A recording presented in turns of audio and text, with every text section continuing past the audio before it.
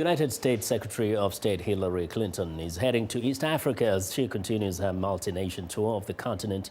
Regional security is likely to be the main topic of discussion on hot stops in South Sudan and Uganda, where she will hold talks with the presidents of both nations. Secretary Clinton will use her meeting on Friday with Uganda President Yoweri Museveni to discuss the country's role as a key American partner in regional security, as well as to encourage stronger democratic institutions and human rights.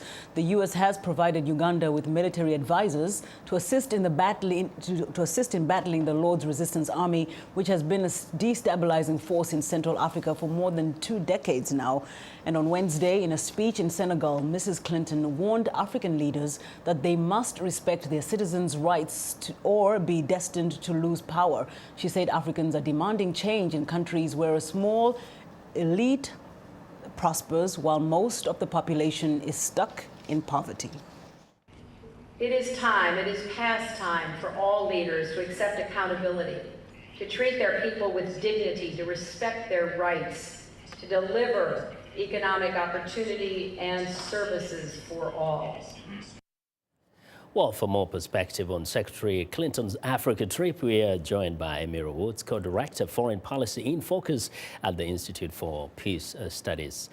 Ms. Woods, welcome to In Focus. A pleasure to be with you. Now, Secretary Clinton has been to Africa not once, but really, when you look at this entire trip and her trips to Africa, how would you rate the U.S.-Africa relationship during her tenure as compared to the past administration? A lot of rhetoric, a lot of photo ops, but essentially the reality is there's been very little substantive change since, let's say, 4 years ago, the Bush administration. What you have is an administration now, the Obama administration, that's really engaging with Africa on issues of oil, because now oil is being sourced from Africa more than ever before. Almost a quarter of the oil coming to the United States comes from Africa. Without the vital resources of the continent, oil, gas, and mining in particular, the global economy and also the U.S. economy would not be able to advance. So oil remains central. Of course, we know as well countering China is high on the agenda of this administration. And the third element is pursuing the so-called global war on terror under new names with this administration, but still very high on the agenda. So the interests of Africa, the support for particularly social movements that are demanding economic justice, demanding greater political rights, those are mouthed, when in reality the key institutions being strengthened by the U.S. are institutions of the military, institutions that actually support those that are entrenched in power. Yeah, but Secretary Clinton has been going in a way also promoting the new U.S. policy towards Africa, saying you need to strengthen democratic institutions, you need to eradicate corruption in order for the continent to advance, you need to invest smartly. Isn't that beneficial to the African leaders?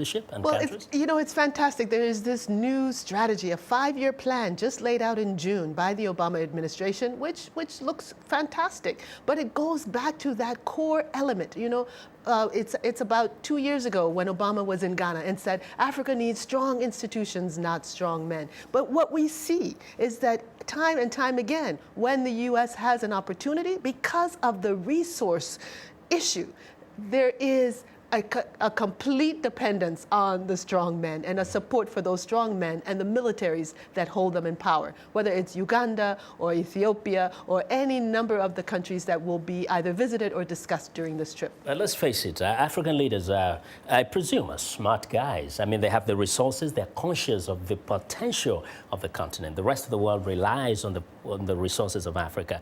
Why don't they do the right things? Why do we have to blame the U.S. or any other country for the wars and troubles of the continent? Well, often you have these geopolitical actors that play such a critical role in decision-making, particularly the corporations, the international corporations, international financial institutions, and governments like the U.S. or others, China, Russia, the list is now growing, France, that have a direct influence on who's in positions of power, on propping up elites who are doing their bidding. So it is important for people at the level of communities, particularly communities on whose land those resources lie, to organize, to mobilize, and to hold their own governments accountable, as well as holding these international actors accountable.